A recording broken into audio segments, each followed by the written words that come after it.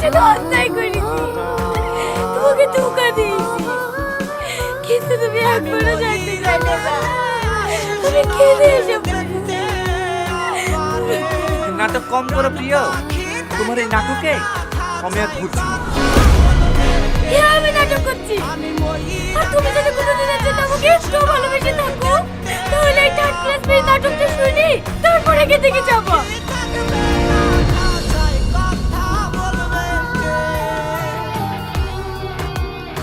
আচ্ছা, তুমি মানুষের অনুভূতি নিয়ে এত খেলা করো কেন? আমি খেলা করছি গো। তুমি জানো, সেদিন শুধু তোমাকে বাঁচানোর জন্য ওই অভিনয়টা করতে বাধ্য হয়েছি। মানে